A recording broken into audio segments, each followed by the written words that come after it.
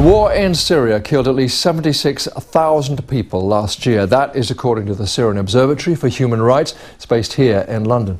A quarter of the dead were civilians. 2014, the deadliest year in this conflict since it began 4 years ago. We now is the journalist and Syria analyst, Al-Makhadhi. Welcome. Thank you very much for coming in. First of all, what do these figures tell you? Well, it tells us that 2014 was really the year that the revolution in Syria died. You know, there was so much optimism, so much excitement in the early days of the revolution, the uprising 4 years ago when it began. But in the last year, the world has taken its focus off of what the secular rebels and what the people are trying to do and focusing on ISIS, the Islamic State in the northeast of the country, which is actually not where the majority of the deaths are coming from, and it's why the Assad regime has been allowed to, or been able to get away with accelerating the killings in other parts of the country. And you say the West has taken its eye off the Assad regime. Is it likely that the West is actually helping the Assad regime because it is more worried about Islamic State?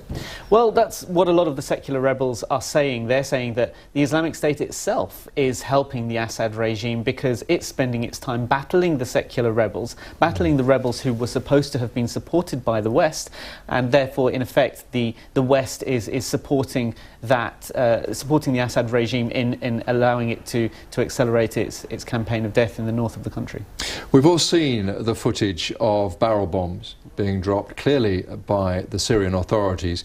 Massive, indiscriminate, onto civilian areas. Are they a large part of what's responsible for these figures?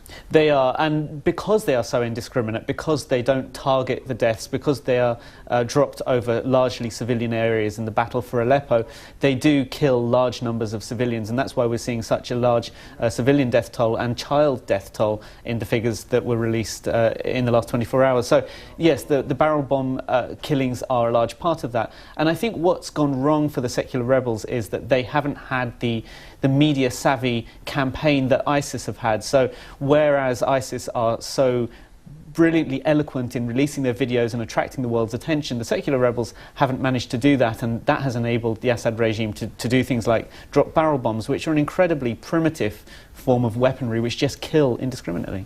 But clearly on the ground, Islamic State are absolutely ruthless in butchering people wholesale. Is there any end in sight to any of this?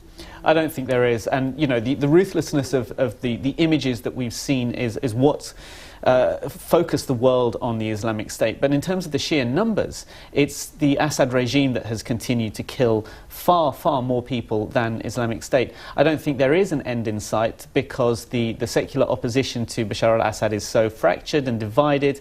They can't get themselves together. They've got no consistent message. I think the only very, very slight ray of hope is if these Moscow talks do come off, if the secular opposition and the Assad regime are able to sit down and focus the world's attention on what's going on in the rest of Syria, then we may see some movement. Well, thank you very much for that.